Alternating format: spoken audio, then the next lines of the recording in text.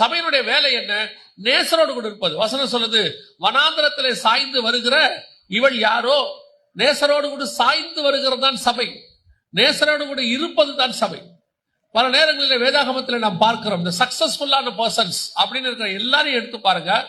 ஒவ்வொருத்தரும் ஒவ்வொரு விதமான ஆவிக்குரிய ஒரு ஐக்கியம் தேவனோடு கூட இருந்துச்சு.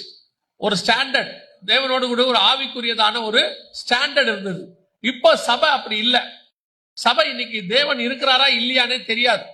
நீங்க சபையில ஆவியானவர் இருக்கிறாருங்கிறத எதை வச்சு கண்டுபிடிக்கிறீங்க அப்படின்னு கேட்டா, எல்லாரும் ஆவியில நிறைஞ்சு கை தட்டுறது.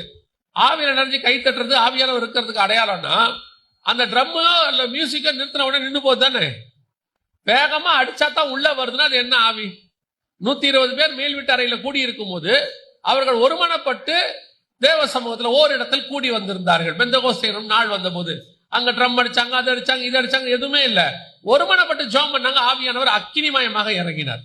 அப்ப நம்ம ஆவியின் நிறைவு என்பதை எதை சொல்றோம்? சரி, அந்நிய பாஷை ஆவியின் நிறைவா அப்படின்னா, அது ஆரம்பத்தில் பரிசுத்த ஆவியை நீங்கள் பெற்றுக்கொண்ட போது, அந்நிய பாஷை பேசின போது அது ஆவியின் நிறைவில் தான் இருந்துச்சு. ஒரு பீரியடுக்கு அப்புறம் அது உங்களுக்கு பிராக்டிஸா போச்சு. இது எப்படி ஆவியின் நிறைவாய் மாறும்? இன்று ஆவியின் நிறைவு அல்ல. அப்ப ஆவியின் நிறைவு என்பது என்ன, அல்லது தேவனோடு கூட இருப்பது என்ன அப்படின்னா, நாம் தேவனோடு கூட எந்த அளவுக்கு ஐக்கியமா இருக்கிறோங்கிறதா முக்கியம்.